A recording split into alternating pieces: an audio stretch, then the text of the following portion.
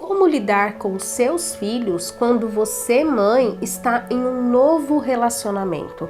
Como apresentar para o seu filho, o que dizer, como definir esses papéis? Fica comigo aqui nesse vídeo que eu vou te mostrar cinco formas de tornar essa nova relação muito tranquila para você e também para o seu filho.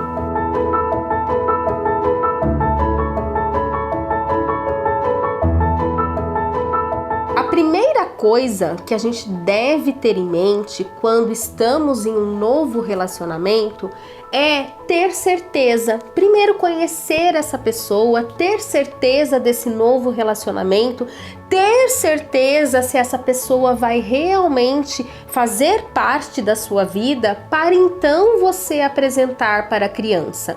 Porque a criança se vincula muito fácil e é isso que a gente quer, que ela realmente se vincule, que ela tenha um carinho, que ela desenvolva uma relação com essa nova pessoa. Mas isso não vai ser possível se a cada semana, se a cada mês, novas pessoas, outras pessoas cheguem e saiam da vida dela. Isso vai com certeza causar muitas perdas e até mesmo dificuldade nessa criança de estabelecer vínculos. Ela não vai querer estabelecer esses vínculos entendendo que esses vínculos poderão ser rompidos depois. Então, a primeira coisa é tenha certeza e só então apresente essa pessoa para sua criança.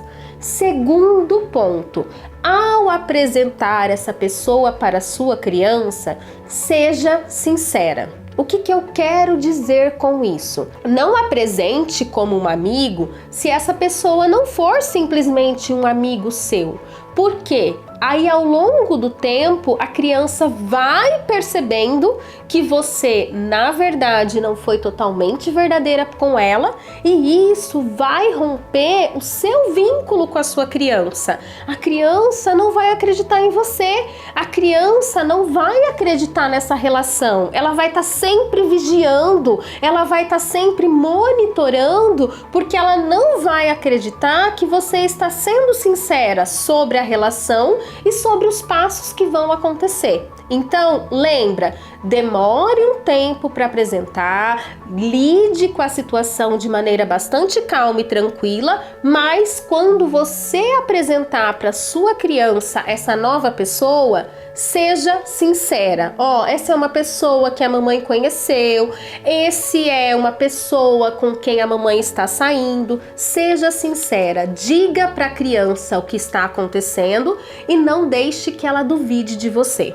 Mas é claro que a chegada de uma nova pessoa nessa vida familiar vai causar ciúmes na criança. E aí, esse é o terceiro ponto. Você precisa lidar com esses ciúmes da criança de maneira muito tranquila também. Ele é normal e esperado. E diga, inclusive, isso para a criança. Filho, a mamãe entende que você tá com ciúmes. A mamãe entende que é difícil para você, mas eu te amo, eu estou aqui para você. O meu amor por você não vai mudar. Lide com os ciúmes, acolha os ciúmes da criança, mas mostre o seu carinho, o seu amor por ela. Reafirme esse amor e, inclusive, dedique um tempo especial de qualidade a ela.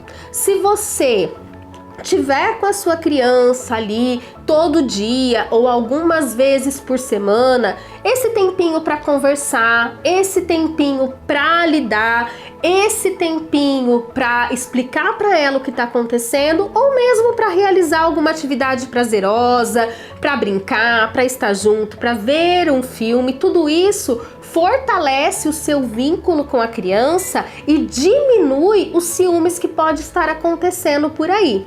Além disso, também é muito importante, eu acho que esse ponto é fundamental, definir os papéis. O que eu quero dizer com isso?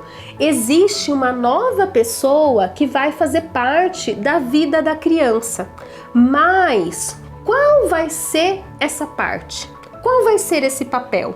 Essa pessoa vai ser tio, não vai ser tio, essa pessoa vai ser chamada pelo nome, vai ser o namorado da mãe.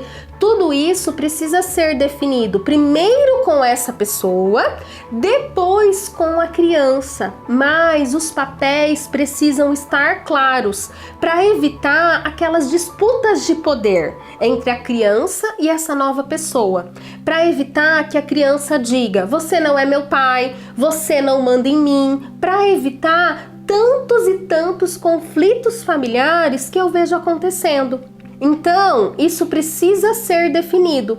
Essa pessoa vai fazer parte da educação dessa criança?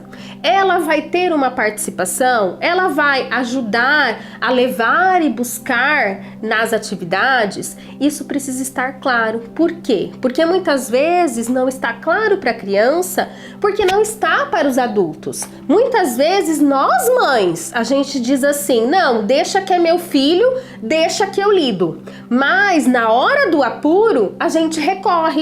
Ah, mas por que você não me ajuda? Então, muitas vezes a gente tem diferentes crianças de diferentes uniões, de diferentes pais convivendo na mesma casa. E tá tudo bem que o tratamento seja diferente para crianças diferentes. Exemplo, os meus filhos eu não permito ainda que tenham celular, mas os filhos do meu namorado já têm celular porque a mãe deles ou porque ele ofereceu esse celular a elas. A gente não precisa tratar igual, tá tudo bem ter essas diferenças, mas a gente precisa explicar para a criança os motivos dessa diferença. E para que a gente possa explicar para as crianças, a gente precisa primeiro definir entre os adultos qual é o papel de cada um, quais as mudanças que vão acontecer. Essa pessoa vai vir morar na minha casa, nós é que vamos morar na casa dela. Então tudo isso precisa ser explicado para a criança, para que ela se sinta segura e confortável com tudo aquilo que está acontecendo. E aí, um último alerta: nunca compare essa pessoa com o pai ou com a mãe da criança. Simplesmente são também pessoas diferentes que trazem histórias diferentes e formas de agir diferente.